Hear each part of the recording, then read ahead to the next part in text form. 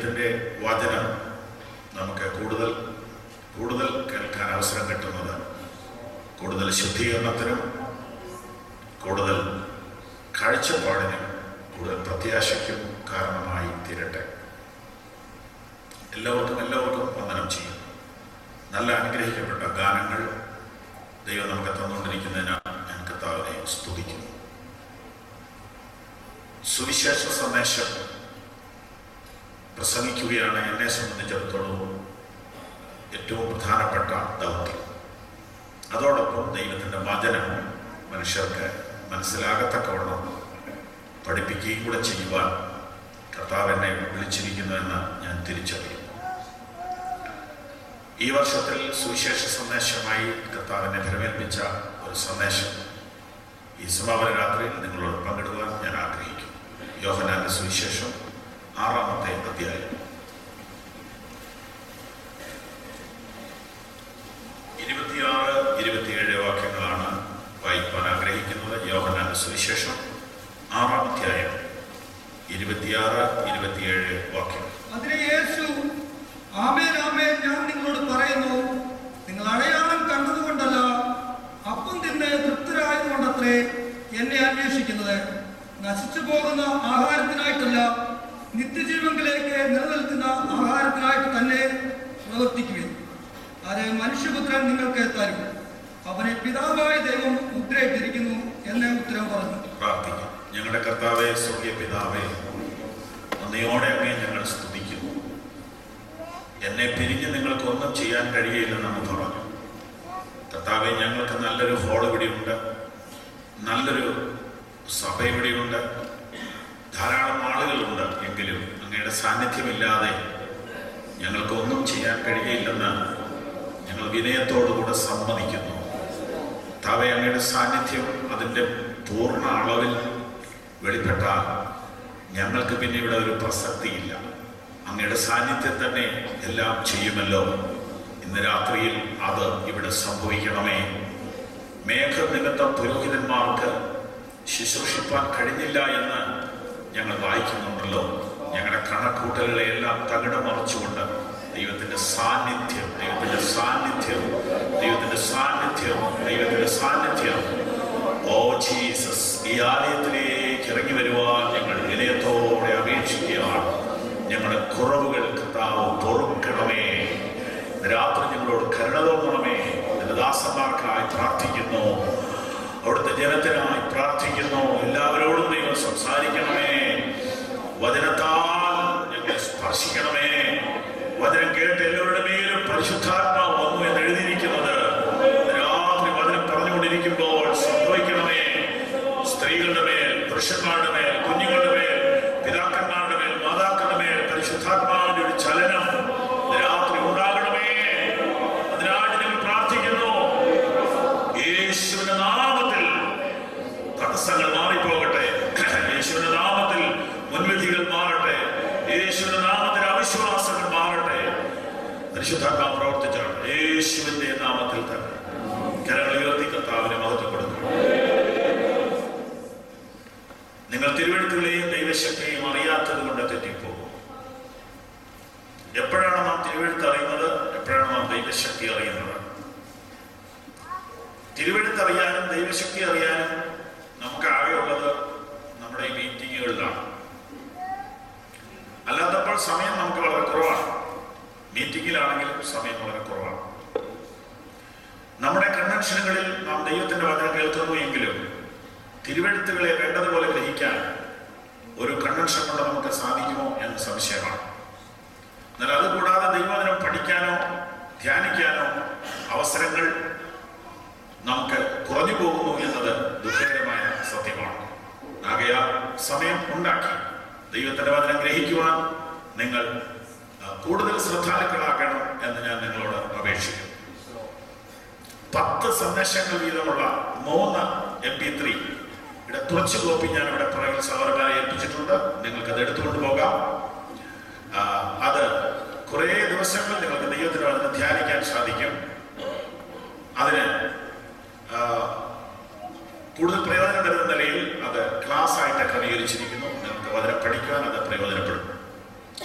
നമ്മൾ അനുവദിച്ചതിനേക്കാൾ സൗകര്യങ്ങൾ ഒരുപാട് ദൈവം ഇപ്പോൾ തന്നിട്ടുണ്ട്. അതൊക്കെ ഉപയോഗപ്പെടുത്തി ദൈവത്തിന്റെ വചനം ഗ്രഹിക്കുക. നാം നിത്യതയ്ക്ക് വേണ്ടി യാത്ര ചെയ്യുന്നവർ ആണ്. കർത്താവായ യേശു പറഞ്ഞ ഈ വാക്യത്തിലേക്ക് നമ്മുടെ ശ്രദ്ധയെ തിരിക്കാം. കർത്താവ് തന്നെ നമുക്കത് ബോധ്യമാക്കി തരേണ്ടതിന് പ്രാർത്ഥനയോടുകൂടെ വചനത്തിലേക്ക് നോക്കാം. ഇവിടെ വന്നവരാരും യഥാർത്ഥത്തിൽ ഒരു ഭൗതിക ജോലിക്ക് വേണ്ടി അല്ലാതെ വന്നവർ അല്ല. ഒരു ഭൗതിക ജോലി നേടാൻ വേണ്ടിയും അതിലൂടെ സാമ്പത്തികമായ ഭദ്രത കൈവരിക്കുവാനുമാണ് നമ്മളെല്ലാവരും ഇവിടെ വന്നതും നിന്നതും അധ്വാനിക്കുന്നതും. എന്നാൽ യേശു കർത്താവ് ഇവിടെ പറഞ്ഞ വാക്യം വ്യത്യസ്തമായ ഒരു ചിന്തയിലേക്ക് നമ്മെ നയിക്കുന്നു. ഒന്നുകൂടെ വായിക്കാം. അതിന് യേശു, ആമേൻ ആമേൻ ഞാൻ നിങ്ങളോട് പറയുന്നു, നിങ്ങൾ അടയാളം കണ്ടതുകൊണ്ടല്ല അപ്പം തിന്ന് തൃപ്തരായതുകൊണ്ടത്രേ എന്നെ അന്വേഷിക്കുന്നത്. നശിച്ചു പോകുന്ന ആഹാരത്തിനായിട്ടല്ല, നിത്യജീവനിലേക്ക് നിലനിൽക്കുന്ന ആഹാരത്തിനായിട്ട് തന്നെ പ്രവർത്തിക്കുവിൻ. അത് മനുഷ്യപുത്രൻ നിങ്ങൾക്ക് തരും. പിതാവായ ദൈവം മുദ്രയിട്ടിരിക്കുന്നു എന്ന് ഉത്തരം പറഞ്ഞു. നശിച്ചു പോകുന്ന ആഹാരം, നശിച്ചു പോകാത്ത ആഹാരം.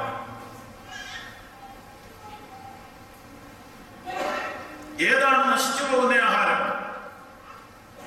ഏതാണ് നശിച്ചു പോകാത്ത ആഹാരം? ഇത് തിരിച്ചറിയണമെങ്കിൽ പശ്ചാത്തലം പരിശോധിക്കണം. പശ്ചാത്തലം എവിടെയാണ്? അതിന്റെ മുകളിലുള്ള 25 വാക്യങ്ങളിലാണ്. നമുക്കറിയാം, ഇന്നിവിടെ വന്നിരിക്കുന്ന കൊച്ചു കുഞ്ഞുങ്ങൾക്ക് പോലും മനസ്സിലാകുന്നത് പോലെ നമുക്കത് ധ്യാനിക്കാം. ഒട്ടും ധൃതിയില്ല. യേശു കർത്താവിന്റെ പ്രഭാഷണത്തിന് വന്ന ആളുകൾക്ക്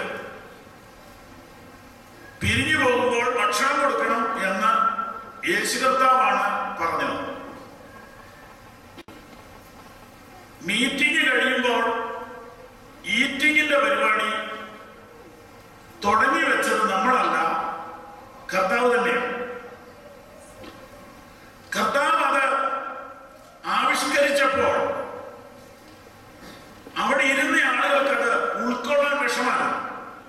കാരണം മുൻകൂട്ടി ചിന്തിക്കാതെയാണ് കർത്താവ് അവതരിപ്പിച്ചത്. 5000 പുരുഷന്മാരിരുന്നു എന്ന് എഴുതിയിരിക്കുമ്പോൾ 10,000-ഓ അതിൽ കൂടുതലോ ആളുകളെ നമുക്ക് കണക്കുകൂട്ടാം. അത്രയും വലിയ ആൾക്കൂട്ടത്തിന് ഒരു മുന്നറിയിപ്പില്ലാതെ ഫുഡ് കൊടുക്കണമെങ്കിൽ അത്ര എളുപ്പമല്ല. അങ്ങനെയൊരു സന്ദർഭത്തിൽ കർത്താവ് അത്ഭുതത്തിലൂടെ അവർക്ക് ഭക്ഷണം കൊടുത്തു. ആ ഭക്ഷണം കഴിച്ച് തൃപ്തരായ ആളുകൾ പിറ്റേ ദിവസം യേശുവിനെ അന്വേഷിച്ചു വന്നു. ഉദാഹരണത്തിന് ഇവിടെയാണ് ഈ സംഭവം നടന്നതെന്ന് സങ്കല്പിക്കാം. ഇന്നലെ യോഗം നടന്നു, അല്ലെങ്കിൽ ഇന്ന് യോഗം നടന്നു. അത്ഭുതത്തിലൂടെ അനേകർക്ക് യേശു അപ്പം കൊടുത്തു. നാളെ രാവിലെ ആളുകളെല്ലാം വീണ്ടും ഇവിടെ വരിക എന്ന് ചിന്തിക്കുക. നാളെ ഇവിടെ കൺവെൻഷൻ ഇല്ല. അപ്പൊ യേശു അവിടെ കാണുമെന്നോർത്ത് ഈ ആളുകളെല്ലാം പിറ്റേ ദിവസം അതേ സ്ഥലത്ത് വന്നപ്പോ കർത്താവ് അവരെ ആദരിച്ചില്ലെന്ന് മാത്രമല്ല, അവഗണിക്കുക മാത്രമല്ല, അപമാനിക്കുകയോട് ചെയ്യുന്ന രീതിയിലാണ് സംസാരിച്ചത്. അതാണ് നിങ്ങൾ വായിച്ച 26-ാം വാക്യം. അത് മനസ്സിലാക്കാൻ വേണ്ടി 22 മുതൽ ഒന്ന് വായിപ്പിക്കുന്നു. ദയവായി ശ്രദ്ധിച്ചാൽ 22 മുതൽ. പിറ്റേന്നാൾ കടൽക്കര നിന്ന പുരുഷാരം ഒരു പടകല്ലാതെ അവിടെ വേറെ ഇല്ലായിരുന്നു എന്നും യേശു ശിഷ്യന്മാരുടെ കൂടെ പടകിൽ കയറാതെ ശിഷ്യന്മാർ മാത്രം പോയിരുന്നു എന്നും ഗ്രഹിച്ചു. എന്നാൽ കർത്താവ് വാഴ്ത്തിയിട്ട് അവർ അപ്പം തിന്ന സ്ഥലത്തിനരികെ തിബരിയാസിൽ നിന്ന് ചെറുപടകുകൾ എത്തിയിരുന്നു. യേശു അവിടെയില്ല, ശിഷ്യന്മാരുമില്ല എന്ന് പുരുഷാരം കണ്ടപ്പോൾ കണ്ടപ്പോൾ തങ്ങളും പടവ് കയറി യേശുവിനെ തിരഞ്ഞു. കബർനഹൂമിലെത്തി കടലിനക്കരെ അവനെ കണ്ടെത്തിയപ്പോൾ, റബ്ബി, നീ എപ്പോൾ ഇവിടെ വന്നു എന്ന് ചോദിച്ചു. അതിന് യേശു, ആമേൻ ആമേൻ, ഞാൻ നിങ്ങളോട് പറയുന്നു, നിങ്ങൾ അടയാളം കണ്ടതുകൊണ്ടല്ല, അപ്പം തിന്ന് തൃപ്തരായതുകൊണ്ടത്രേ എന്നെ അന്വേഷിക്കുന്നത്. നശിച്ചു പോകുന്ന ആഹാരത്തിനായിട്ടല്ല, നിത്യജീവനിലേക്കും നിലനിൽക്കുന്ന ആഹാരത്തിനായിട്ട് തന്നെ പ്രവർത്തിക്കുകയും അത് മനുഷ്യപുത്രൻ നിങ്ങൾക്ക് തരും. അവരെ പിതാവായ ദൈവം മുദ്രയിട്ടിരിക്കുന്നു എന്ന് ഉത്തരം പറഞ്ഞു. നിങ്ങളത് ശ്രദ്ധിച്ചെങ്കിൽ നിങ്ങൾക്കറിയാം, അപമാനിക്കുന്ന നിലയിലല്ല സംസാരിച്ചത്. അങ്ങനെ ഞാനോ മറ്റാരെങ്കിലോ പറഞ്ഞാൽ പിന്നെ നമ്മൾ ആ സമയം പോകില്ല. ഒരുപാട് നാൾ യാത്ര ചെയ്ത് ഒരുപാട് കഷ്ടപ്പെട്ട് ഒരു സ്ഥലത്ത് ചെന്ന് കാണാനിട്ട് പിന്നെ കിട്ടിയ വള്ളത്തെ കയറി വേറൊരു സ്ഥലത്ത് ചെന്ന് ഈശോമിശിഹായെ കണ്ടെത്തിയപ്പോ വലിയ ബഹുമാനത്തോടുകൂടെ, കർത്താവേ നീ എപ്പോഴാ ഇവിടെ വന്നെന്ന് ചോദിച്ചപ്പോ ഞാൻ ഇപ്പോഴാ വന്നെന്ന് പറഞ്ഞാൽ പോലെ കർത്താവ് പറയാൻ മതി മതി കൂടുതൽ മോശം എന്ന് പറയണ്ട. നിങ്ങൾ വന്നത് എന്തിനാന്ന് എനിക്ക് മനസ്സിലായി. നിങ്ങൾ വന്നത് എന്തിനാന്ന് എനിക്ക് മനസ്സിലായി. ഇനി അതിനുവേണ്ടി വരുവും വേണ്ട. ഇന്നലെ തന്നു, ഇനി തരുന്നതല്ല എന്ന് പറഞ്ഞാൽ എന്തായി പറയുന്നത്? ഭക്ഷണത്തിന് വേണ്ടി വന്നു എന്നൊക്കെ പറഞ്ഞാൽ മനുഷ്യർക്ക് ഇഷ്ടപ്പെടും. കർത്താവ് അങ്ങനെ കട്ടയായിട്ടാണ് പറഞ്ഞു. അതൊരു വേദനിപ്പിക്കുന്ന വാക്കല്ലേ? അതെ. എന്താ അങ്ങനെ പറഞ്ഞത്? മനുഷ്യന്റെ മനസ്സിൽ ആഴത്തിൽ വേരിറങ്ങിയിട്ടുള്ള ചിന്തകളെ മുറിച്ചു മാറ്റണമെങ്കിൽ വേദനിപ്പിക്കാതെ പറ്റുകയില്ല. മനുഷ്യൻ ആഴത്തിൽ ആഗ്രഹിക്കുന്നതും ചിന്തിക്കുന്നതും സ്വപ്നം കാണുന്നതുമായ കാര്യങ്ങളെ അവന്റെ മനസ്സിൽ നിന്ന് മുറിച്ച് മാറ്റണമെങ്കിൽ ഇച്ചിരി വേദനിപ്പിക്കാതെ പറ്റത്തില്ല. എന്താണ് ഈ പറഞ്ഞു വരുന്നത്? മനുഷ്യരെല്ലാം ഭൗതികതയ്ക്ക് വേണ്ടിയാണ് ദൈവത്തെ വിളിക്കുന്നത്. മനുഷ്യരെല്ലാം എന്ന് പറഞ്ഞതിനകത്ത് വേണമെങ്കിൽ ഇച്ചിരി മാറ്റം വരുത്താം. ഭൗതികതയ്ക്ക് വേണ്ടി അല്ലാതെ ദൈവത്തെ വിളിച്ച് ആരുണ്ട്? കുറെ ദിവസമായിട്ട് എനിക്ക് സ്വർഗത്തിൽ പോകണമെന്നൊരു ആഗ്രഹം, അതിനുവേണ്ടി ഞാൻ കർത്താവിനെ വിളിച്ചത് എന്ന് സാക്ഷി പറഞ്ഞ ആരെയും ഞാൻ കേട്ടിട്ടില്ല. ഒരു പനിയോ ഒരു തലവേദനയോ ഒരു പ്രശ്നം എന്തോ വന്നപ്പോൾ കർത്താവിനോട് പ്രാർത്ഥിച്ച് സൗഖ്യം കിട്ടിയതാണ് ഒരു പരിധി വരെ ഇതിലേക്ക് തിരിയാനുള്ള കാരണം. ഇനി സാക്ഷ്യങ്ങളെല്ലാം റെക്കോർഡ് ചെയ്ത് കേട്ടു നോക്കി. 90% ഭൗതിക നേട്ടങ്ങളെ കുറിച്ചല്ലേ പറയുന്നത്. കർത്താവിനെ സേവിക്കാൻ ഇറങ്ങിയപ്പോൾ എനിക്കൊരു സൈക്കിളേ ഉണ്ടായിരുന്നുള്ളൂ, ഇപ്പൊ എനിക്ക് ഒരുപാട് വണ്ടികളുണ്ടെന്നൊക്കെ എല്ലാം നമ്മൾ പറഞ്ഞു വരുമ്പോൾ അതിന്റെ ആകത്തുക കുറ്റമായിട്ടല്ല ഞാൻ പറയുന്നത്. ഇത് നമ്മുടെ ഒരു സ്വഭാവമാണ്. ഇതിനെ തിരുത്താൻ എളുപ്പമല്ലാത്തതുകൊണ്ടാണ് ഇത് നമ്മൾ പറയുമ്പോൾ നമ്മൾ കാര്യം ഓർക്കണം. നമ്മളെക്കാൾ ഭൗതികതയുള്ള ഒരുപാട് പേര് ഈശോയുടെ പേര് പോലും വിളിക്കാത്തവരുണ്ട്. വിഷമിക്കാൻ ചിട്ടൊന്നും ചെയ്യരുത്. ദൈവം ഇല്ലെന്ന് പോലും ചിന്തിക്കുന്ന ആളുകളാണ് വൻകിട കോടീശ്വരന്മാർ. അതിൽപ്പെട്ട ഒരാള് അയാളുടെ ഭാര്യയ്ക്ക് കഴിഞ്ഞ വിവാഹ വാർഷികത്തിന് മേടിച്ചു കൊടുത്തത് ഒരു പ്ലെയിനാണ്. പ്ലാസ്റ്റിക്കിന്റെ കളിക്കുന്ന പ്ലെയിനല്ല, വലിയ ജെറ്റാ മേടിച്ചു കൊടുത്തത്. അത് കഴിഞ്ഞ് പിന്നെ കൊടുത്തൊരു വലിയ ഫ്ലാറ്റാന്ന് പറയുന്നത് കേട്ടോ. എത്രയോ അല്ല കോടികളുടെ വിലയുള്ളൂ. ഇനിയപ്പോ അടുത്ത ബർത്ത്ഡേക്ക് എന്നാ കൊടുക്കും? അമ്പയമ്മാവനെ മേടിച്ചു കൊടുക്കും. ഇത് ആവശ്യമാണ് നോക്കണം. അപ്പൊ ഭൗതികത ആണോ യഥാർത്ഥത്തിൽ അനുഗ്രഹത്തിന്റെ ലക്ഷണം? അങ്ങനെ ഒരു ധാരണ ജനത്തിന്റെ ഇടയിൽ വന്നാൽ അത് നല്ലതാണ്. അപ്പൊ ഇത് ചിന്തി പഠിക്കുമ്പോൾ ബാലൻസ് ചെയ്ത് പോവുകയും വേണം. എന്റെ പാസ്റ്റർ ഇപ്പൊ പറഞ്ഞോ, അപ്പൊ വന്നത് തന്നെ ജോലിയുടെ വിഷയത്തിൽ ഒരു വിടുതൽ കിട്ടുമെന്ന് പ്രാർത്ഥിക്കാനാ വന്നു. ഇപ്പൊ തന്നെ എല്ലാം നശിപ്പിക്കുകയാണ്. ഇതൊന്നും നശിപ്പിക്കുകയല്ല, ജോലിയുടെ കാര്യത്തിലുള്ള വിഷയം പറയാം, ഇത് കഴിയുമ്പോൾ വരുന്നു.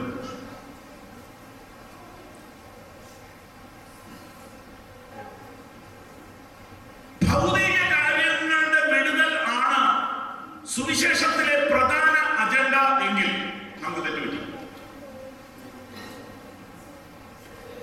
എങ്കിൽ നമുക്ക് തെറ്റ് പറ്റും. അപ്പൊ പേടിക്കണ്ട. ഭൗതികത്തിൽ യേശു സഹായിക്കോ? 100% സഹായിക്കും.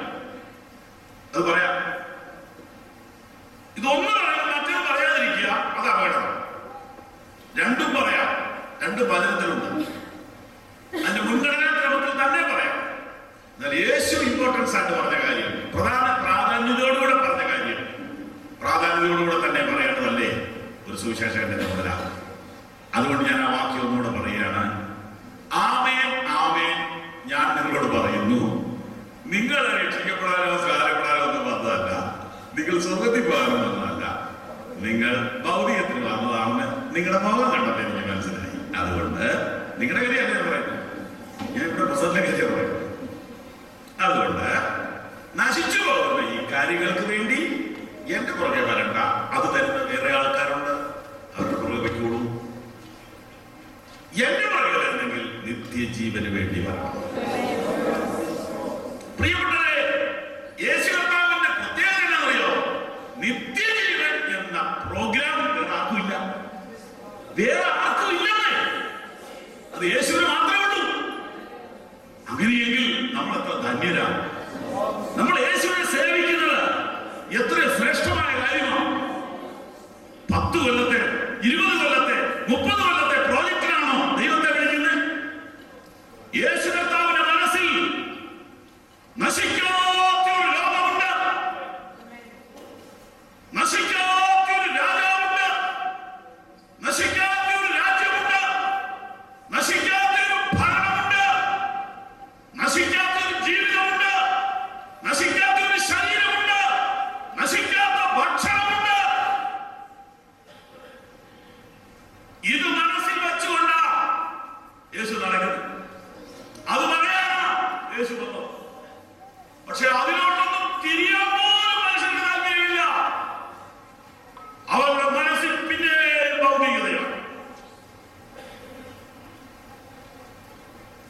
നശിച്ചു പോകുന്ന ആഹാരത്തിനായിട്ടല്ല,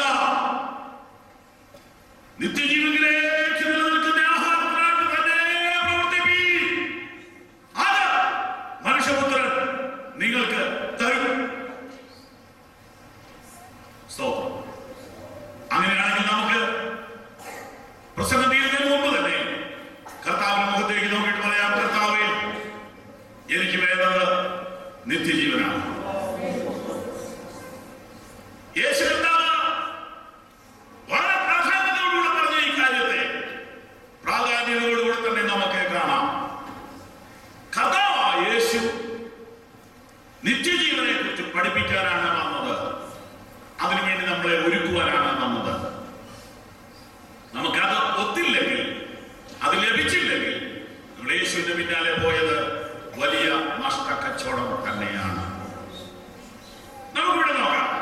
ഈ അധ്യായത്തിന് 71 വാക്യങ്ങളും. ഈ അധ്യായം മുഴുവൻ പ്രസംഗിക്കും പെട്ടെന്ന്.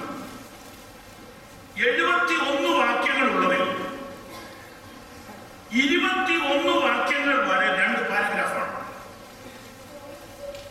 അതിൽ 14 വാക്യം വരെയുള്ള ഒന്നാമത്തെ പാരഗ്രാഫിലെ വിഷയം 5 അപ്പത്തിലെ അത്ഭുതം.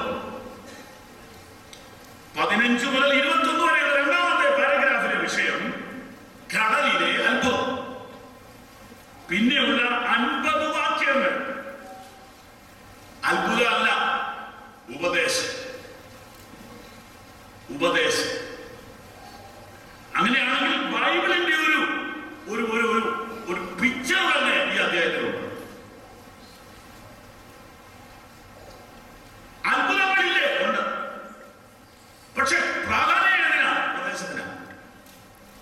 യേശു കർത്താവ് ആദ്യത്തെ 2 പാരഗ്രാഫിനകത്ത് 21 വാക്യങ്ങൾക്കുള്ളിൽ 2 മഹാത്ഭുതങ്ങളെ കുറിച്ച് വേഗത്തിൽ പറഞ്ഞു വിട്ടു, അഥവാ എഴുത്തുകാരെ കൊണ്ട് എഴുതിപ്പിച്ചു. അതിനുശേഷം നീണ്ട 50 വാക്യങ്ങൾ ഉപയോഗിച്ച് ഉപദേശങ്ങൾ പറയുകയാണ്. ഉപദേശം പറഞ്ഞ് ഒടുവിലേക്ക് വന്നപ്പോൾ വാക്യം 66 ഒന്ന് വായിച്ചില്ല. 66. അന്നു മുതൽ അവന്റെ ശിഷ്യന്മാരിൽ പലരും പിൻവാങ്ങിപ്പോയി, പിന്നെ അവരോട് കൂടെ സഞ്ചരിച്ചില്ല. കേട്ടോ, ഇതാണ് ഉപദേശത്തിന്റെ കുഴപ്പം.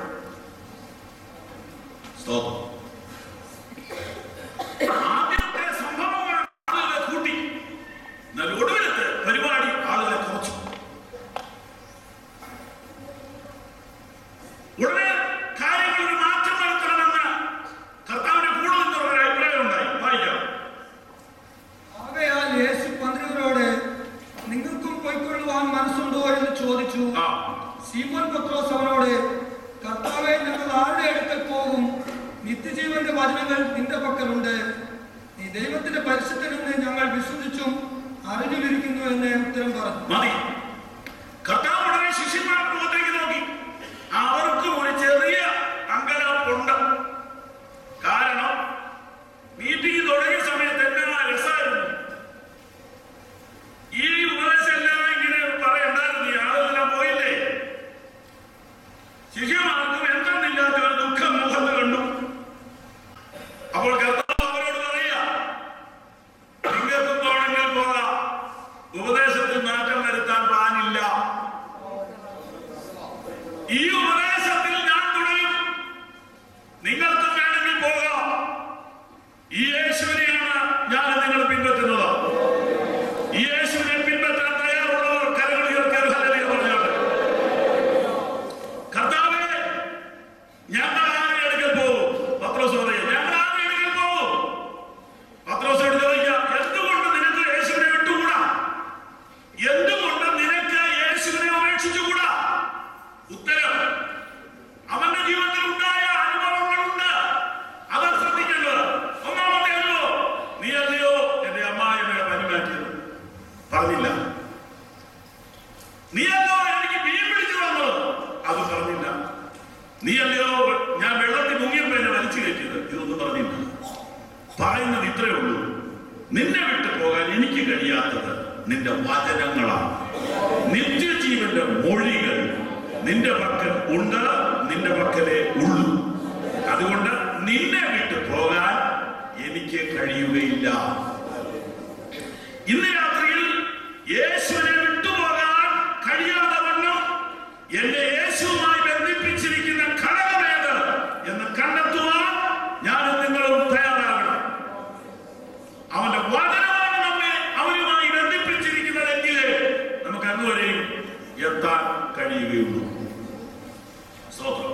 ഇങ്ങനെ അത്ഭുതങ്ങളെ കുറിച്ച് പറഞ്ഞപ്പോഴും അത്ഭുതം പ്രവർത്തിച്ചപ്പോഴും ഒരുപാട് മനുഷ്യരുണ്ടായിരുന്നു. എന്നാൽ ഉപദേശം പറഞ്ഞപ്പോൾ ആളുകൾ പിരിഞ്ഞുപോയി. എന്തായിരുന്നു ഉപദേശം? ഉപദേശം കഠിനമായിരുന്നു. കർത്താവായ യേശു പറയുകയാണ്, ഇന്നലെ ഞാൻ തന്ന അപ്പം നിങ്ങൾ തിന്നു, എന്നാൽ ഇനി ഞാനൊരു അപ്പം തരാൻ പോവുക. ഇന്നലെ തന്ന അപ്പം നശിച്ചു പോകുന്ന അപ്പമാണ്. അത് ആ അപ്പം നശിച്ചു പോകും, അത് തിന്നുന്നത് നശിച്ചു പോകും. എന്നാൽ ഇനി ഞാനൊരു അപ്പം തരും, അത് തിന്നാൽ നിങ്ങൾ നശിക്കുകയില്ല, അത് നിത്യജീവനിലേക്ക് നിങ്ങളെ കൊണ്ടെത്തിക്കും. അതെന്താണ് അപ്പം? പല പ്രാവശ്യം ചോദിച്ചപ്പോൾ യേശു പറഞ്ഞു, അത് ഞാൻ തന്നെയാണ്. സ്വർഗത്തിൽ നിന്ന് ഇറങ്ങി വന്ന ജീവനുള്ള അപ്പം ഞാനാണ്. എന്നിട്ടും അവർക്ക് മനസ്സിലായില്ല. കർത്താവ് വീണ്ടും വിവരിച്ചു, എന്നെ തിന്നുന്നവൻ മൂലം ജീവിക്കും. എന്നിട്ടും മനസ്സിലായില്ല. യേശു വീണ്ടും പറഞ്ഞു, എന്റെ മാംസം സാക്ഷാൽ ഭക്ഷണവും എന്റെ രക്തം സാക്ഷാൽ പാനീയവുമാകുന്നു. മാംസം തിന്നണോ? രക്തം കുടിക്കണോ?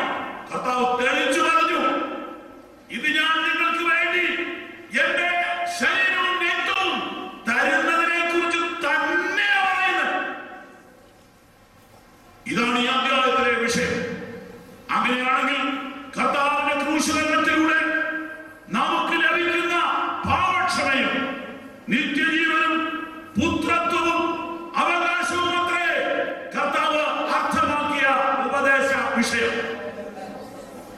അതിൽ തന്നെ നിൽക്കുവാനും അതിൽ ആഴത്തിൽ വേരുവാനും എന്നെക്കുറിച്ചും നിങ്ങളെക്കുറിച്ചും കർത്താവ് ആഗ്രഹിക്കുന്നു. അപ്പോൾ ചോദ്യം, ഭൗതിക കാര്യങ്ങളോ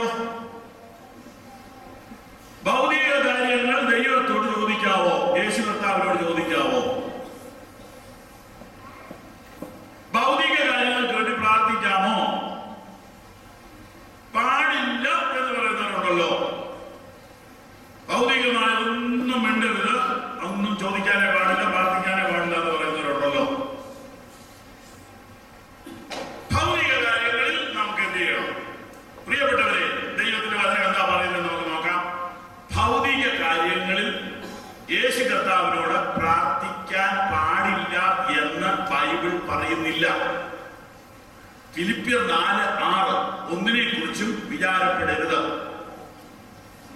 എല്ലാത്തിനും പ്രാർത്ഥനയാലും അപേക്ഷയാലും നിങ്ങളുടെ ആവശ്യങ്ങളെ സ്തോത്രത്തോടെ ദൈവത്തോട് അറിയിക്കത്രേ വേണ്ടത്. എല്ലാറ്റിനും പ്രാർത്ഥനയാലും അപേക്ഷയാലും നിങ്ങളുടെ ആവശ്യങ്ങളെ സ്തോത്രത്തോടെ ദൈവത്തോട് അറിയിക്കത്രേ വേണ്ടത്. അപ്പൊ ഒന്നിനെ കുറിച്ചും വിചാരപ്പെടരുത്. എന്തിനെ കുറിച്ചാണ് വിചാരപ്പെടുന്നത്? ഒരു സംശയമുണ്ട്, ഭൗതിക കാര്യത്തെ കുറിച്ചാണ് വിചാരപ്പെടുന്നത്. മുഴുവൻ ഭൗതിക വിഷയമാണ്. അപ്പൊ ഭൗതിക വിഷയത്തിൽ വിചാരപ്പെടുന്നവരോട് ബൈബിളിൽ പറയാനുള്ളത് ഇതാണ്: വിചാരപ്പെടണ്ട. ആ വിചാരപ്പെട്ട വിഷയം മുഴുവനും സ്തോത്രത്തോടെ ചേർത്തിട്ട് കർത്താവിനോട് പറഞ്ഞാൽ മതി.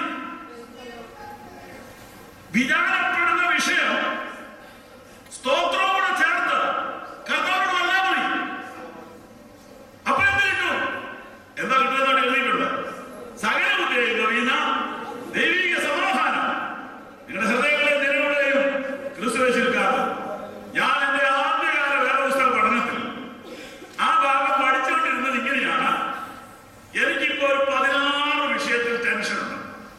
ഞാൻ അതെല്ലാം കൂടെ സ്തോത്രം ചെയ്ത് ദൈവത്തോടെ അറിയിച്ചാൽ അന്ന് വൈകുന്നേരം ആവുമ്പോഴത്തേക്കോ 14 കാര്യം ശരിയാവുന്ന എന്ന് ധരിച്ചിരുന്നു. പിന്നെ എനിക്ക് മനസ്സിലായി അങ്ങനെ അവിടെ എഴുതിയിട്ടില്ല. 16 ടെൻഷൻ ഞാൻ ദൈവത്തിന്റെ മുമ്പിൽ വെച്ചിട്ട് സ്തോത്രം ചെയ്തു.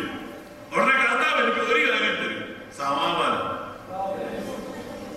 സകല ബുദ്ധിയായി കഴിയുന്ന ദൈവിക സമാധാനം ഇങ്ങനെ തരും.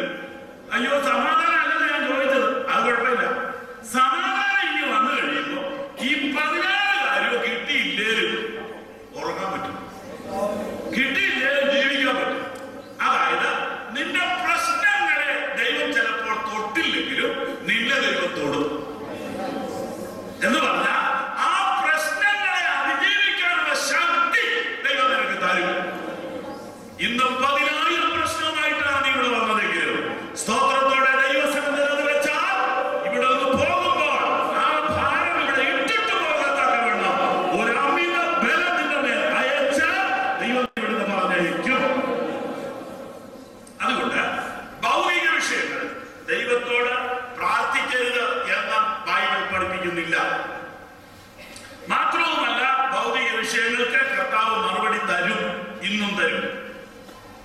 അങ്ങനെയാണെങ്കിൽ ഭൗതിക കാര്യങ്ങളോട് ദൈവമക്കളുടെ മനോഭാവം എങ്ങനെയായിരിക്കണം? എങ്ങനെയായിരുന്നു കർത്താവിന്റെ മനോഭാവം? ഞാൻ വിശദീകരിക്കാം. യേശു കർത്താവിന്റെ അടുക്കൽ വന്ന ഏതൊരാളുടെയും ഭൗതിക സ്വാധീനം ചെയ്തു. 10 കുഷ്ഠരോഗി തരിക. നീ മനസ്സാന്തരപ്പെട്ടാണോ? ചോദിച്ചില്ല. നീ ഏത് കൂട്ടായ്മയിലാണോ? ചോദിച്ചില്ല. നാളെ ഞാനൊരു കൂട്ടായ്മ തുറക്കുന്നതിനകത്ത് വരൂ, അതും പറഞ്ഞില്ല. അവന്റെ കരുത്തിൽ കണ്ടപ്പോ ഓക്കെ പോക്കോ സൗഖ്യം. കർത്താവ് സൗഖ്യമാക്കിയതും അത്ഭുതം ചെയ്തതും ഒക്കെ മനസ്സലിക്കിട്ട മനുഷ്യന്റെ നിലവിളിയുടെ മുമ്പിൽ, ആവശ്യത്തിന്റെ മുമ്പിൽ അവൻ ഒഴുകുന്ന ഒരു ഹൃദയം അവനുണ്ടായിരുന്നു, അലിയുന്ന ഒരു ഹൃദയം അവനുണ്ടായിരുന്നു. അവൻ ആ പുരുഷാരത്തെ കണ്ട് മനസ്സിൽ ഈ 10 കുറ്റരോഗി സൗഖ്യം പോണ വഴി സൗഖ്യം പോണ വഴി. എന്നാ ഒരു ചെറുക്കന് തോന്നി സൗഖ്യമാക്കി ആളെ ഒന്ന് പോയി കാണാം. ഒരുത്തരെങ്കിലും തോന്നിയോ? 9 പേര് വന്നില്ല, ഒരുവൻ വന്നു. അവൻ വന്നപ്പോൾ കർത്താവ് അവനെ അഭിനന്ദിച്ചു. 9 പേർക്ക് കിട്ടിയതിനേക്കാൾ വലുത് ഇവന് കിട്ടി. ഇവന് നിത്യജീവനും കൂടെ ലഭിച്ചു. അവൻ മറ്റവർക്ക് രോഗസൗഖ്യം കിട്ടി, പക്ഷെ ഇവന് നിത്യജീവനും കൂടെ കിട്ടി. പ്രിയപ്പെട്ടവരെ, അതിൽ നിന്ന് വേണമെങ്കിൽ പഠിച്ചു. രോഗസൗഖ്യം കിട്ടിയ ചിലരും നരകത്തിൽ കാണും. വിശ്വസിക്കാൻ പ്രയാസമുണ്ടോ? ഞാൻ ദൈവത്തിന്റെ വചനമാണ്. ഇനി അടുത്തതോടെ കേൾക്കണം. രോഗസൗഖ്യം കൊടുത്ത ചിലരും കാണും. അത്ഭുതങ്ങൾ അനുഭവിച്ച ചിലരും അത്ഭുതങ്ങൾ നടത്തിയ ചിലരും നാശത്തിൽ കാണാൻ സാധ്യതയുണ്ട്. എന്നാൽ നിത്യജീവൻ പ്രാപിച്ചവൻ മാത്രം നഷ്ടപ്പെടുകയില്ല.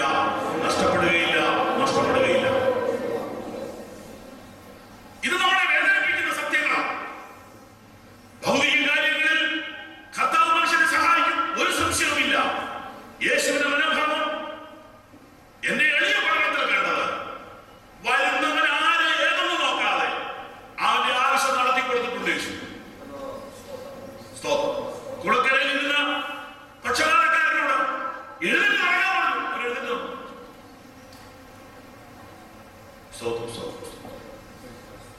കുറെ അവരോട് പറയുക, അധികം തിന്മയാത് ഭവിക്കാതിരിക്കാൻ ഇനി പാവം ചെയ്യുന്നു. എനിക്കത് വാക്യമായിട്ട് ഒരു ചോദ്യം ചോദിക്കണമെന്നുണ്ട് കർത്താവിനോട്. എന്റെ കർത്താവ് 38 കൊല്ലം തളർന്നു കിടന്നതിനേക്കാൾ വലിയ തിന്മ തന്നെയാണ്. 38 കൊല്ലം കിടന്ന മനുഷ്യനോട് സൗഖ്യമായ ശേഷം പറയുക, അധികം തിന്മയായത് ഭാവിക്കാതിരിക്കാൻ പാപം ചെയ്യുന്നു. അപ്പൊ അധികം തിന്മ എന്ന് പറയുന്നത് 38 കിടക്കുമായിരിക്കും. എത്രയോ അതല്ല, നിത്യനാശത്തെ കുറിച്ചാണ് യേശു പറഞ്ഞത്. നിത്യനാശത്തെ കുറിച്ചാണ് യേശു പറഞ്ഞത്. യേശു എപ്പോഴും മനുഷ്യനെ ആത്മാവുള്ളവനായിട്ടാണ് കാണുന്നത്. നിത്യതയുടെ കണ്ണാണ് കർത്താവിന്, നിത്യതയുടെ വീക്ഷണമാണ് യേശു കർത്താവിന്. അതുകൊണ്ട് അവരോട് പറയുകയാണ്, ഈ കിട്ടിയ സൗഖ്യത്തെക്കാൾ പ്രധാനം നിത്യജീവനാണെന്നാ പറഞ്ഞതിന്റെ അർത്ഥം. ഇത് ദൈവം നമുക്ക് വെളിപ്പെടുത്തി തന്നല്ലോ പ്രിയപ്പെട്ടവരെ. ഈ സത്യം മനസ്സിലാക്കാൻ ദൈവം നമുക്ക് ഭാഗ്യം തന്നല്ലോ. സുവിശേഷത്തിന്റെ സത്യം തിരിച്ചറിയുവാൻ ഇടയായതിനാൽ ഞാൻ ദൈവത്തെ സ്തുതിക്കുന്നു. സ്തോത്രം. രോഗികൾ വന്നപ്പോൾ സൗഖ്യം, വിശന്നവർ വന്നപ്പോൾ ഭക്ഷണം, പ്രശ്നങ്ങൾ വന്നപ്പോൾ പരിഹാരം, കാറ്റ് കോള ഇതിനെല്ലാം പരിഹാരം. യേശു കർത്താവ് മനുഷ്യന്റെ ഭൗതിക കാര്യങ്ങൾക്ക് 1-ാം സ്ഥാനം കൊടുത്തിട്ടുണ്ട്. ഒരു സംശയവും വേണ്ട. ഒരു മനുഷ്യൻ ദൈവഭാഗത്തേക്ക് വരുമ്പോൾ അവൻ ആദ്യം അവന്റെ ഭൗതിക കാര്യത്തിൽ ഒരു മോചനമാണ് വേണ്ടത്. അവൻ ആദ്യം വേണ്ടത് രോഗസൗഖ്യമോ സാമ്പത്തിക വിടുതലോ ഒക്കെ അവന് വേണം. അതിനുവേണ്ടി പ്രാർത്ഥിക്കാൻ ഒട്ടും മടിക്കണ്ട. അതിനുവേണ്ടി പ്രാർത്ഥിക്കാം. വിശ്വാസത്തോടെ പ്രാർത്ഥിച്ചാൽ വിടുതലുണ്ടാകും. സാമ്പത്തിക വിഷയത്തിൽ വിടുതലുണ്ടാകും, രോഗത്തിൽ വിടുതലുണ്ടാകും. അന്ന് അത്ഭുതം പ്രവർത്തിച്ചവർ ഇന്നും അത്ഭുതം പ്രവർത്തിക്കുന്നു. അതിൽ ലജ്ജിക്കണ്ട, അതിൽ മടിക്കണ്ട. അത് കണ്ടല്ല, അത് വിപ്ലിക്കല. യേശു കർത്താവ് അങ്ങനെ ചെയ്തത്. എന്നാൽ ഒന്ന് പ്രാർത്ഥിക്കാൻ പോലും മനസ്സില്ലാത്ത അവസ്ഥയിലേക്ക് നമ്മുടെ കൂട്ടങ്ങൾ അതപ്പതിച്ചെങ്കിൽ നാം ദുഃഖിക്കേണ്ടിയിരിക്കും. രോഗികൾക്ക് വേണ്ടി പ്രാർത്ഥിക്കാമെന്ന് അനൗൺസ് ചെയ്യാൻ പോലും ആളില്ലാതെ പോയാൽ ദുഃഖകരമാണ് എന്ന് പറയാൻ ഞാൻ ഈ സമയം എടുക്കട്ടെ. യേശു കർത്താവ് പറഞ്ഞു, നിങ്ങൾ രോഗികളുടെ മേൽ കൈ വെക്കാൻ പറഞ്ഞു. ആരില്ല കൈ വെക്കാൻ? അതിന് പ്രത്യേകം വരവുണ്ടാവണമെന്ന് യേശു പറഞ്ഞില്ല. സുവിശേഷം പ്രസംഗിക്കുന്നവർക്ക് കൊടുത്ത അധികാരമാണ് രോഗികളുടെ മേൽ കൈവച്ചോളാൻ. അതിന്റെ റിസൾട്ട് നോക്കാനും പറഞ്ഞിട്ടില്ല. കർത്താവിന്റെ നാമത്തിൽ ഇത് ചെയ്യാനാ പറഞ്ഞത്. മനുഷ്യർക്ക് സൗഖ്യം ആവശ്യമുണ്ട്, മനുഷ്യർക്ക് വിടുതൽ ആവശ്യമുണ്ട്, മനുഷ്യർക്ക് ആശ്വാസം ആവശ്യമുണ്ട്. അത് സുവിശേഷത്തിൽ ഉണ്ട്. യേശു അതിന് 1-ാം സ്ഥാനം കൊടുത്തിട്ടുണ്ട്. യേശു ഇങ്ങനെ പ്രവർത്തിച്ചു. മനുഷ്യന്റെ താൽക്കാലിക ആവശ്യം, ഭൗതിക ആവശ്യം അത് ഒന്നാമത് നിർവഹിച്ചു കൊടുത്തിട്ടുണ്ട്. എന്നാൽ അത് ഒന്നാമത് കൊടുത്തുവെങ്കിലും അതല്ല ഒന്നാമത്തേത് എന്ന് പഠിപ്പിച്ചു. അത് സാധിപ്പിച്ചു കൊടുത്തുവെങ്കിലും അതല്ല പ്രധാനമെന്ന് പഠിപ്പിച്ചു. അവിടേക്കാണ് നമ്മൾ ഇന്ന് രാത്രി കിടക്കുന്നത്. തലേ ദിവസം അത്ഭുതത്തിലൂടെ അപ്പം കൊടുത്ത കർത്താവ് പിറ്റേ ദിവസം വന്നവരോട് പറയുകയാണ്, ഇനിയും അപ്പത്തിന്റെ പരിപാടിക്ക് വേണ്ടി വരണ്ട, നിത്യജീവന് വേണ്ടി വരിക. അങ്ങനെയാണെങ്കിൽ ഭൗതിക കാര്യങ്ങളിൽ ഒരു ക്രിസ്തീയ മനോഭാവം എന്തായിരിക്കണം, അഥവാ ഒരു വിശ്വാസിയുടെ മനോഭാവം എന്തായിരിക്കണം? ബൈബിൾ എന്ന് പഠിപ്പിക്കുന്നു. 3 കുറിപ്പ് ആ വിഷയത്തിൽ പറയാം. ഒന്ന്, പെട്ടെന്ന് എടുക്കാം. മത്തായി സുവിശേഷം 6-ാം അധ്യായം 33-ാം വാക്യം.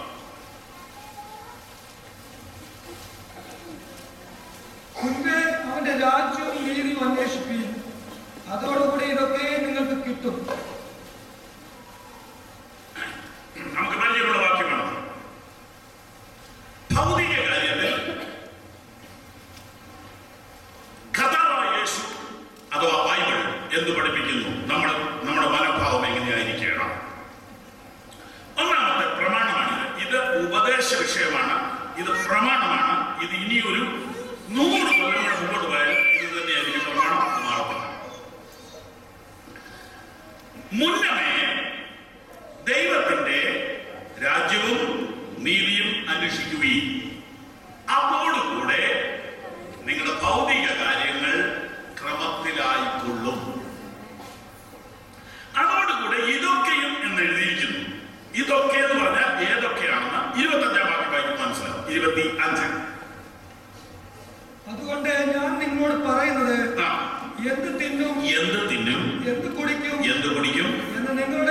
തിന്നാനായിക്കൊണ്ടും എന്തുടുക്കും എന്ന് ശരീരത്തിനായിക്കൊണ്ടും വിചാരപ്പെടരുത്. എന്ത് തിന്നും, എന്ത് കുടിക്കും, എന്തുടുക്കും, ഇങ്ങനെയുള്ള വിഷയങ്ങളെ കുറിച്ച് പറഞ്ഞാണ് ഒടുവിൽ പറയുന്നത്, മുന്നമേ ദൈവത്തിന്റെ രാജ്യം നീതി മനുഷ്യത്തി, അതോടുകൂടെ ഇതെല്ലാം ശരിയായി പോകും.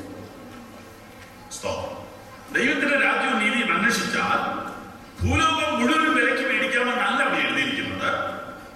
മുന്നമേ ദൈവത്തിന്റെ രാജ്യവും നീതിയും അന്വേഷിച്ചാൽ നിങ്ങൾ വലിയാകേണ്ടി വരികയില്ലെന്ന്.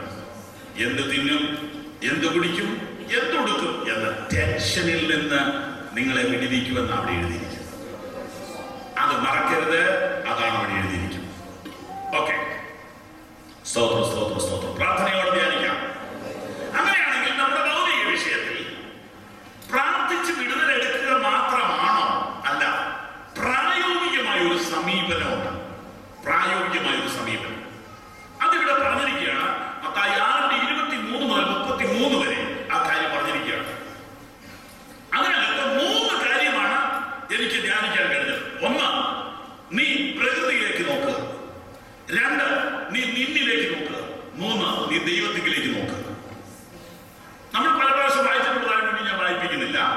ആകാശത്തിലെ പറവകളെ നോക്കുകയും വയലിലെ താമരയെ നോക്കുകയും. അർത്ഥം, പ്രകൃതിയിലേക്ക് നോക്കുക.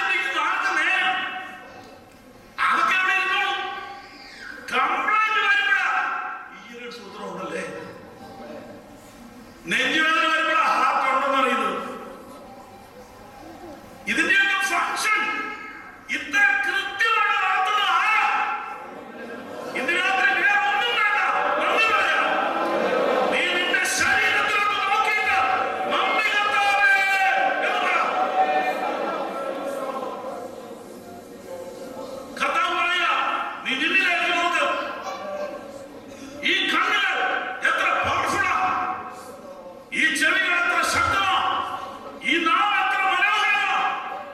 ഇതൊക്കെ സൃഷ്ടിച്ചത് ദൈവമല്ലേ? നീ വിലക്ക് മേടിച്ചത് ഒന്നുമില്ല. ഇതിന്റെ മുകളിലിരുന്ന ഈ ഒരു കവിയനാണ് നീ മേടിച്ചത്. ഇതിന്റെ വില കൂടിയതല്ല, ഫ്രീയ. വില കൂടിയതല്ല, ഫ്രീയ. സ്വതന്ത്രം സ്വതന്ത്രം സ്വതന്ത്രം സ്വതന്ത്രം. മനുഷ്യൻ അല്പം പോലും അഹങ്കരിക്കരുത്, അല്പം പോലും നഗരിക്കരുത്. മുട്ടുകുത്തി നന്ദി പറഞ്ഞോളൂ. നീ ജീവിച്ചിരിക്കുന്നത് ദൈവത്തിന്റെ കരുണയാണ്.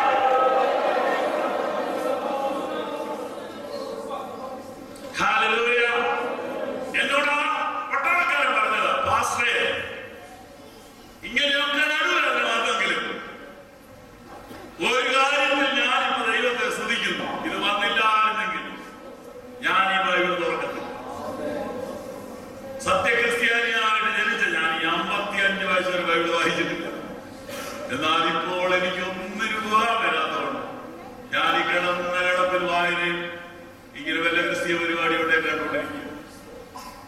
കിടക്കുന്നതിന് മുമ്പ് തന്നെ വായിക്കാൻ ഇടയായ നീ ഭാഗ്യമുള്ളവരല്ലേ? കിടപ്പിലാകുന്നതിന് മുമ്പ് തന്നെ ദൈവവചനം വായിക്കാൻ ഇടയായെങ്കിൽ അതൊരു ഭാഗ്യമല്ലേ? സ്തോത്രം. പരസഹായം കൂടാതെ ഓടി നടക്കാൻ ആരോഗ്യമുള്ളപ്പോൾ വേദപുസ്തകത്തെ നെഞ്ചോട് ചേർത്ത് പിടിക്കാൻ നിനക്ക് സാധിച്ചെങ്കിൽ നീ ഭാഗ്യമുള്ളവനാണ്. ആശുപത്രി കിടക്കയിൽ എത്തുന്നതിന് മുമ്പ് ഉപവസിക്കാനും പ്രാർത്ഥിക്കാനുമുള്ള മനസ്സ് നിനക്കുണ്ടെങ്കിൽ നീ ഭാഗ്യവാനാണ്.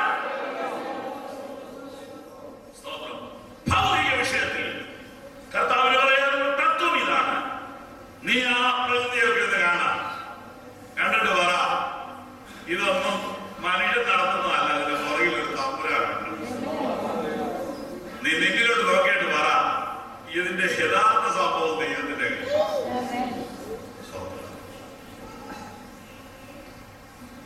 മൂന്നാമത് പറയുകയാണ്, മുന്നമേ ദൈവത്തിന്റെ രാജ്യവും നീതിയും അന്വേഷിക്കുകയും അതോടുകൂടി ഇതൊക്കെ നിങ്ങൾക്ക് ലഭിക്കും. എന്താ ഈ മുന്നമേ അന്വേഷിക്കുക എന്ന് പറഞ്ഞാൽ? മുന്നമേ അന്വേഷിക്കുക എന്ന് പറഞ്ഞാൽ പ്രയോറിറ്റി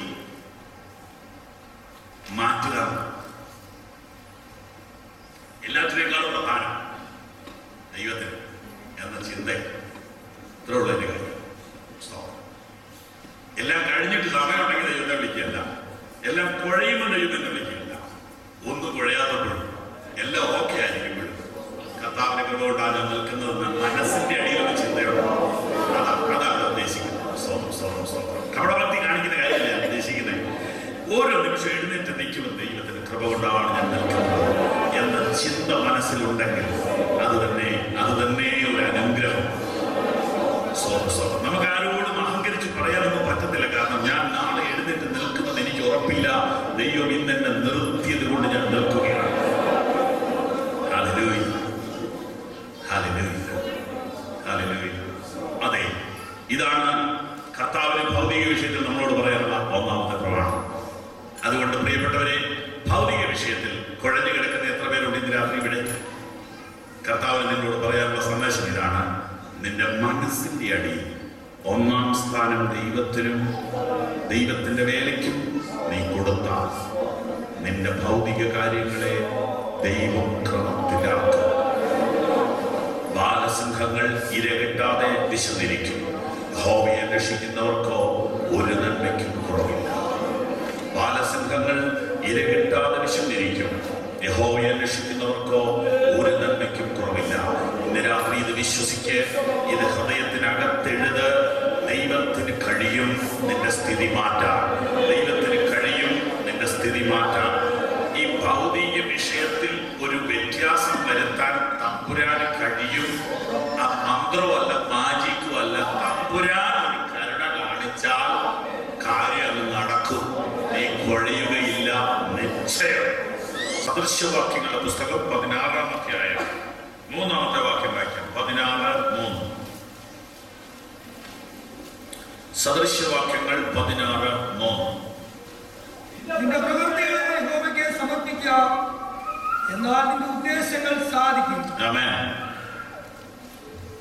ഭൗതിക വിഷയത്തിൽ എന്താണ് ബൈബിളിന്റെ കാഴ്ചപ്പാട്? അഥവാ മനുഷ്യന്റെ ഭൗതിക കാര്യങ്ങളിൽ കർത്താവിന് നമ്മളോട് എന്താണ് പറയാനുള്ളത്? ഒന്ന്, നീ മുന്നമേ ദൈവത്തിന്റെ രാജ്യവും നീതിയും അന്വേഷിക്കുകയും നിന്റെ ഭൗതിക കാര്യങ്ങൾ ദൈവം ക്രമപ്പെടുത്തും. രണ്ടാമത്തെ ചിന്ത സദൃശ്യവാക്യം 16:3. ഒരിക്കൽ കൂടെ വായിക്കാം.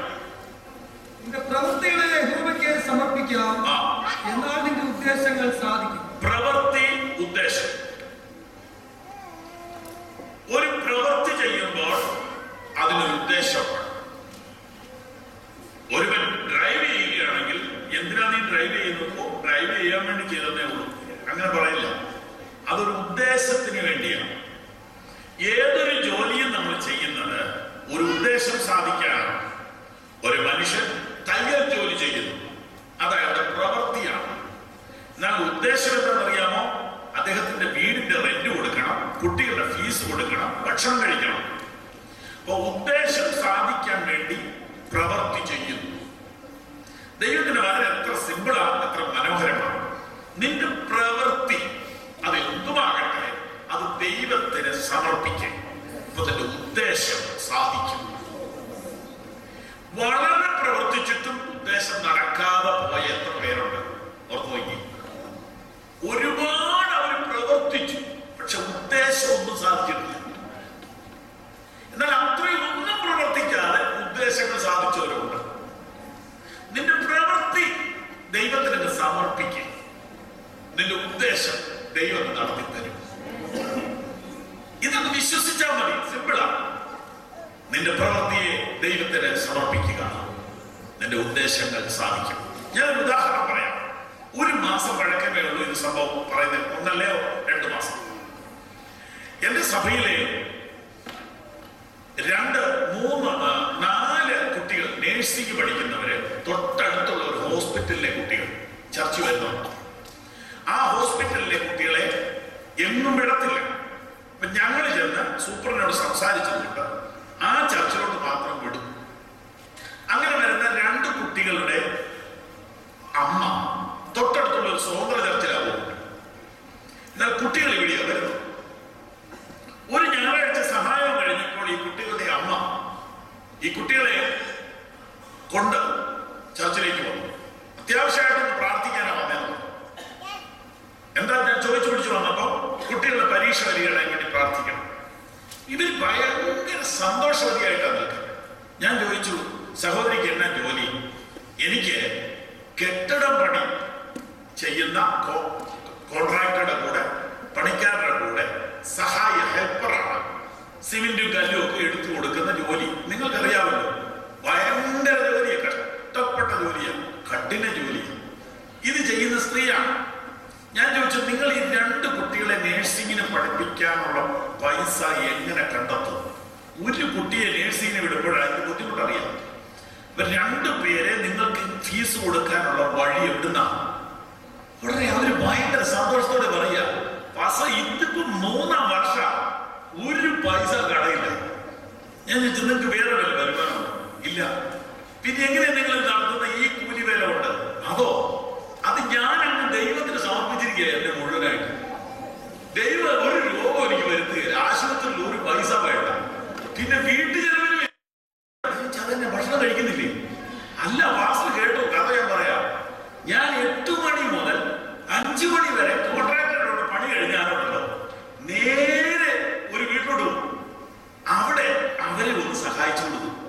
കിച്ചണിൽ ഒരു ചെറിയ സഹായം 1 മണിക്കൂർ. അവിടെ ഒരു ഭക്ഷണം കഴിക്കും. അവിടുന്ന് അടുത്തൊരു വീട്ടിലും കൂടെ ക്ലീനിങ് ചെയ്യും. അവിടുന്ന് കഴിക്കുക, അവിടുന്ന് ഒരു ചായ കുടിക്കും. അടുത്ത വീട്ടിൽ ഒരു ക്ലീനിങ് കൂടെ കഴിക്കും, ഒരു കഴിക്കൂടെ കഴിക്കും. പിന്നെ കഴിപ്പ് വേണ്ട. പിള്ളേര് കോളേജല്ലേ, അപ്പൊ വീട്ടിൽ വെപ്പില്ല. ഉച്ചയ്ക്ക് എന്തെങ്കിലും ഈ പണി സ്ഥലത്ത് നിന്ന് കിട്ടും. ബാക്കിയൂടെ പറയാൻ പറഞ്ഞപ്പോ അവര് പറയാ, ഈ കോൺട്രാക്ടറുടെ കയ്യിൽ നിന്ന് ഒരു പൈസ മേടിക്കുകയില്ല, അത് മുഴുവൻ അവിടെ ഇട്ടേക്കും. 1 മാസം എത്തും മേടിച്ച് ആശുപത്രി കൊണ്ട് കൊടുക്കും ഫീസ്. പിന്നെ ഈ 3 വീട്ടിൽ നിന്ന് കിട്ടുന്നത് അത് ഡിപ്പോസിറ്റ് വന്നു. എന്റെ പൊന്നെ, ഇവിടെ എല്ലാ സൗകര്യവും ഉള്ളവരുടെ മുഖത്ത് ഒരു സന്തോഷം. നമുക്ക് കാണാൻ വിഷമമുള്ളപ്പോഴാണ് ഈ സഹോദരി തുള്ളിച്ചാടും. സ്വന്തം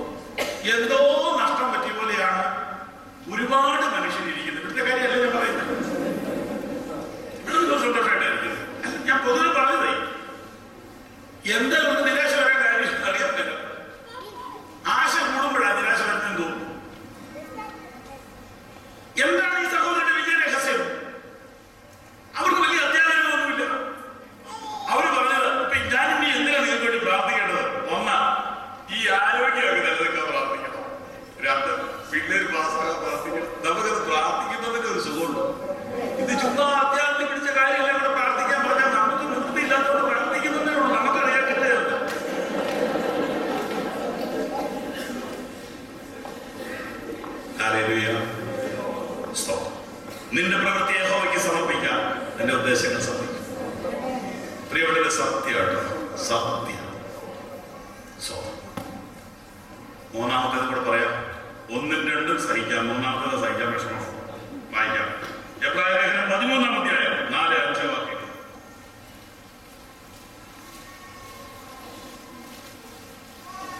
എബ്രായർ 13:4-5.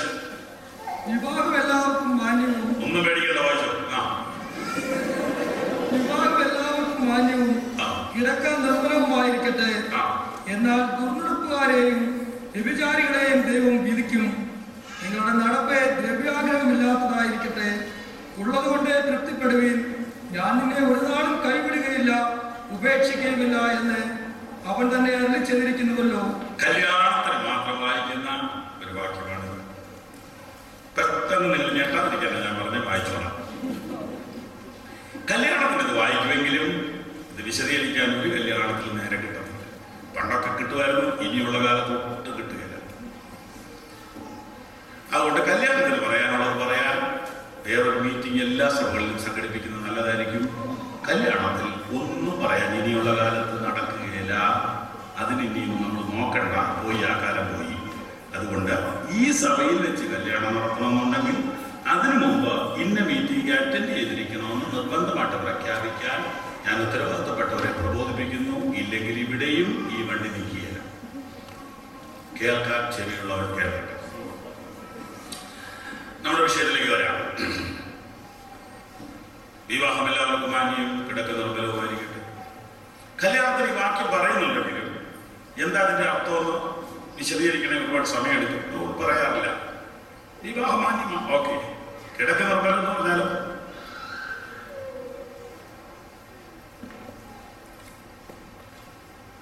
അവിടെ നിശ്ചയമായും പ്രാഗൽഭ്യമുള്ള, നിർമ്മല മനസാക്ഷിയുള്ള, ഏകാഗ്രതയുള്ള ഒരു കുടുംബജീവിതമല്ലേ ദൈവം ഉദ്ദേശിച്ചത്. അടുത്ത വാചകം, നിങ്ങളുടെ നടപ്പ് ദ്രവ്യാഗ്രഹമില്ലാത്തതായിരിക്കട്ടെ. അടുത്ത വാചകം, ഉള്ളതുകൊണ്ട് തൃപ്തിപ്പെടുക. ഞാൻ നിങ്ങളെ ഒരു നാളും അനാഥരായി വിടുകയില്ല. ഈ വാക്യത്തെ രണ്ടായിട്ട് മുറിച്ചിട്ട് രണ്ടാം ഭാഗം വലുതാക്കി അത് വാക്യബോർഡാക്കി വിൽപ്പനയ്ക്ക് വെച്ചിരിക്കുക. എന്താണെന്നറിയാമോ? ഞാൻ നിന്നെ ഒരു നാളും കൈവിടുകയില്ല. അതിന്റെ മുകളിലത്തേത് എന്തുവാ? ഉള്ളത് കൊണ്ട് അത് എഴുതുകയില്ല. ഒറ്റ വാക്യബോർഡിലും അതില്ല. ഈ താഴത്തേതുണ്ട്. കാരണം അതെന്നറിയാം, അത് ആരുടെ കുറ്റല്ല. ഇത് പുണ്യം കിട്ടാനല്ല, ഇത് വിൽക്കാനാണ്. വിൽക്കുന്ന സൈസ് വെച്ചാലല്ലേ വിൽക്കുള്ളൂ. നിങ്ങൾ ഈ പറയുന്ന ഉപദേശം എല്ലാം കൂടി എഴുതി വെച്ചാൽ ആരും മേടിക്കാനാ? ഓക്കെ, അപ്പൊ അത് വിൽപ്പനയാണേ, അത് വിട. വചനം അതിന്റെ ഉള്ള അവസ്ഥയിൽ വായിച്ചില്ലെങ്കിൽ ഒരു പ്രയോജനമില്ല. ഞാൻ നിന്നെ ഒരു നാളെ കൈവിടുകയില്ല എന്ന് പറഞ്ഞാൽ ആരെ? ഉള്ളതുകൊണ്ട് തൃപ്തിപ്പെടുന്നവരെ. ഒരു ദോഷം നിനക്ക് ഭവിക്കില്ല. ആർക്ക്? അതിനകത്ത് നമ്മൾ വസിക്കുന്നവർക്ക്. ഇങ്ങനെ ഈ വാക്യങ്ങളെ മുറിച്ചു കേൾക്കുന്ന ചെറിയ പെട്ടികൾ വാങ്ങാൻ കിട്ടും. അത് അപകടമാണ്. വാക്യങ്ങൾ മുഴുവനായി ഉപയോഗിച്ചില്ലെങ്കിൽ പ്രയോജനപ്പെടത്തില്ല. ഒരു വാഗ്ദത്വവും കൽപ്പന കൂടാതെ എഫക്ട് ചെയ്യത്തില്ല. ഓക്കെ, എങ്കിൽ നമുക്ക് നമ്മുടെ വിഷയത്തിലേക്ക് വേഗം വരാൻ സമയം പോകുന്നല്ലോ. സാമ്പത്തിക വിഷയത്തിൽ ബൈബിളിന് നമ്മോട് പറയാനുള്ള മൂന്നാമത്തെ തത്വം തൃപ്തിയുള്ള മനസ്സ്.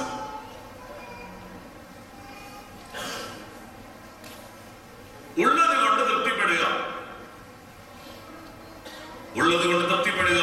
ഞാൻ തന്നെ ഒരു നാൾ കൈവിടുകയില്ല. ഇത് പ്രായോഗികമാണോ? തൃപ്തി വരാൻ എന്ത് ചെയ്യണം? തൃപ്തി എന്നത് ക്വാണ്ടിറ്റിയിൽ നിന്നല്ല ഉണ്ടാകുന്നത്. തൃപ്തി എന്നത് ക്വാളിറ്റിയുടെ ഭാഗമാണ്.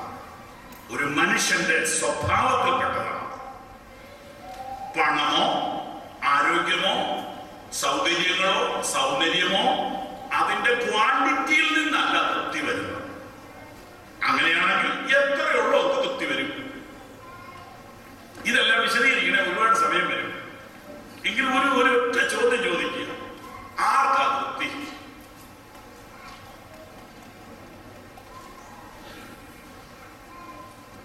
ഏകദേശം എത്ര ആസ്തിയുള്ളവർ കൊണ്ട് തൃപ്തി? ഉത്തരവൊന്നും പറയാൻ ഇപ്പൊ സമയമില്ല. പൊതുവെ തൃപ്തി കുറവ് കാണുന്നത്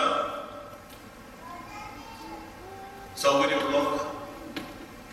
സൗകര്യം കുറഞ്ഞവർക്ക് പിന്നെയും തൃപ്തി. അയ്യോ, നേരാണോ ഈ പറയുന്നത്? ഇത് പരമസത്യം.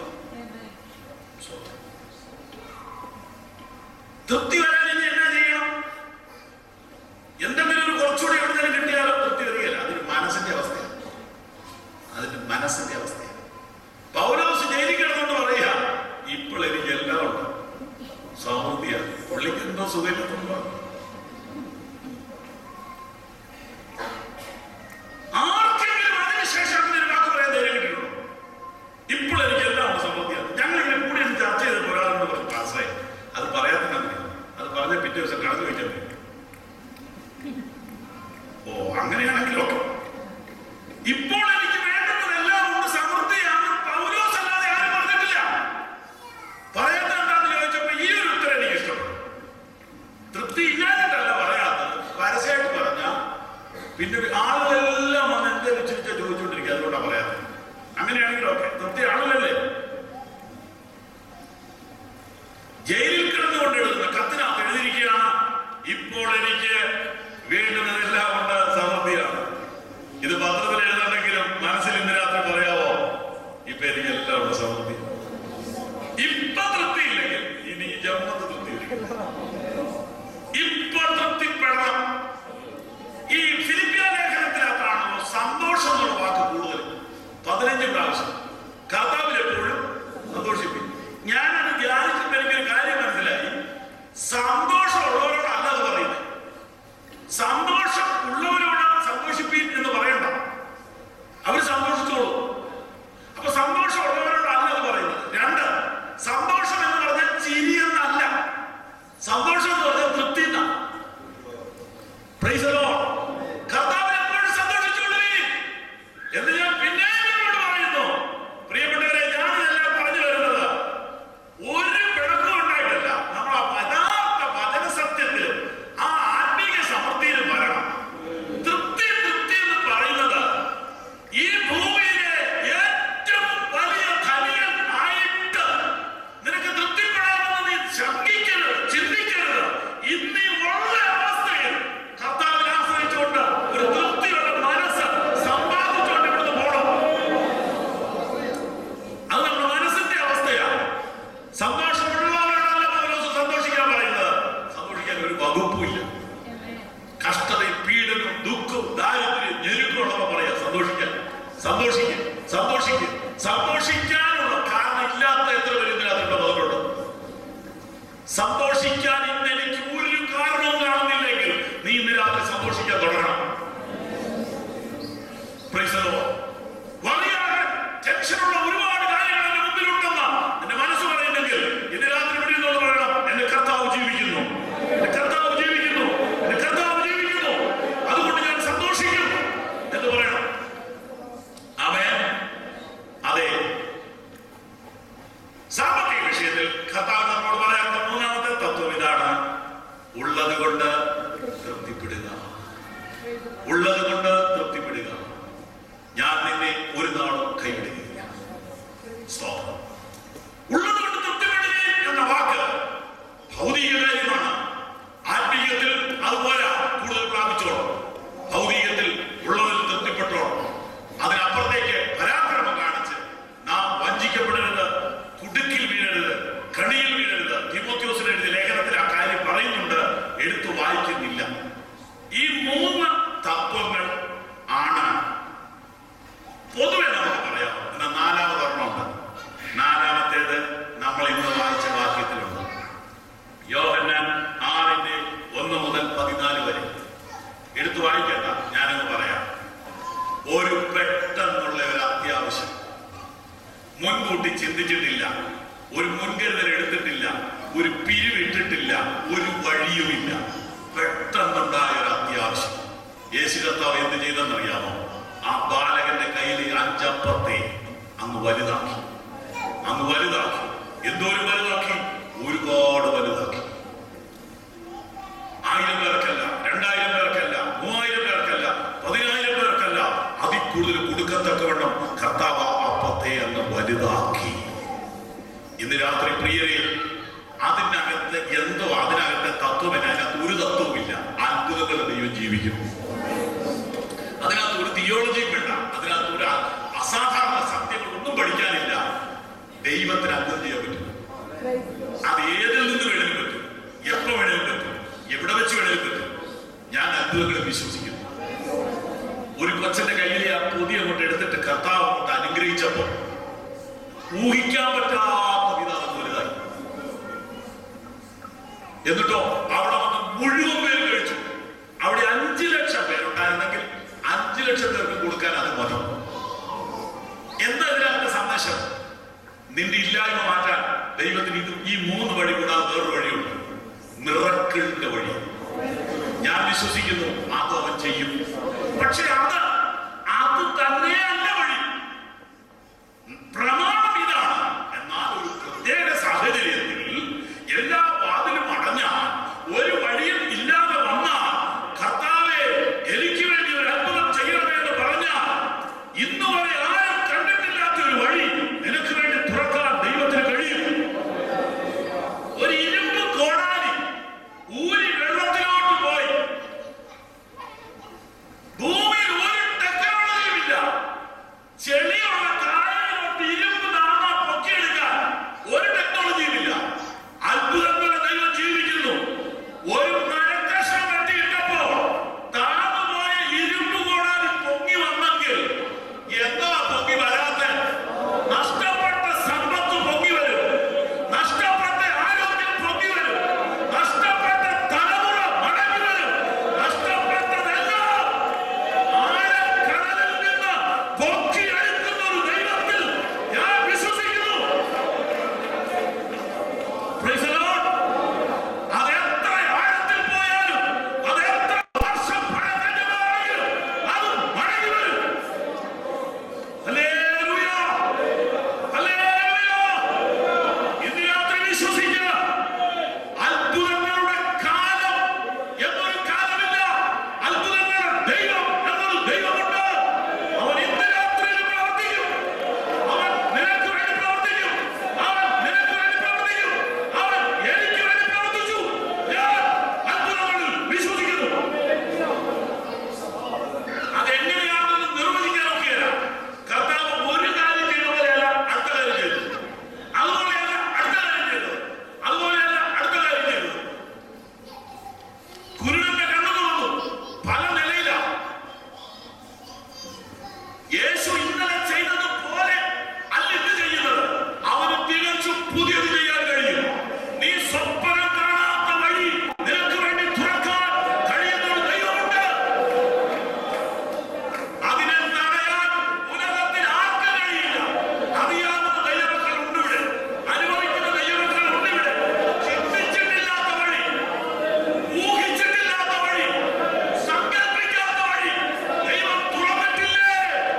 ഇന്ന് രാത്രിയിൽ ആ ദൈവം ജീവിക്കുന്നു. ഹല്ലേലൂയ. പക്ഷേ നശിച്ചു പോകുന്ന കാര്യങ്ങൾക്ക് വേണ്ടിയല്ല നാം കർത്താവിനെ പിൻപറ്റേണ്ടത്. ഈ അധ്യായത്തിൽ ഏറ്റവും പ്രധാന വാക്യം ഈ 27-ാം വാക്യം തന്നെയാണ്. നശിച്ചു പോകുന്ന കാര്യങ്ങൾക്ക് വേണ്ടിയല്ല, നശിക്കാത്ത കാര്യങ്ങൾക്ക് വേണ്ടി യേശുവിനെ അന്വേഷിക്കാം. നശിക്കാത്ത കാര്യങ്ങൾക്ക് വേണ്ടി യേശുവിനെ അന്വേഷിക്കാം. ഇന്ന് രാത്രി കർത്താവേ, നശിക്കാത്ത കാര്യങ്ങൾക്ക് വേണ്ടി നിന്നെ അന്വേഷിക്കുവാൻ ഞാൻ എന്നെ സമർപ്പിക്കുന്നു. കർത്താവിനോട് പറയാം, ഇന്ന് രാത്രി ഒരു അത്ഭുതം ചെയ്യാൻ യേശു ഇവിടെ വന്നിട്ടുണ്ട്. ഞാൻ നിങ്ങൾക്ക് വേണ്ടി പ്രാർത്ഥിക്കാൻ പോവുകയാണ്. ഞാൻ ഇന്ന് വലിയ പിരിമുറുക്കത്തിലാണ് ഇവിടെ വന്നത്. എനിക്കൊരു അത്ഭുതം വേണം എന്ന് പറയാൻ എത്ര പേരിവിടെയുണ്ട്? നിങ്ങൾക്ക് വേണ്ടി പ്രാർത്ഥിക്കാൻ പോകുന്നു. എല്ലാ കണ്ണുകളും അടച്ചാണ്. നിങ്ങൾ ശാരീരികമായി ക്ലേശം അനുഭവിക്കുന്നയാളാണോ? ഞാൻ അത്ഭുതങ്ങളിൽ വിശ്വസിക്കുന്നു. നിങ്ങൾക്ക് വേണ്ടി പ്രാർത്ഥിക്കാൻ പോവുകയാണ്. Praise the Lord.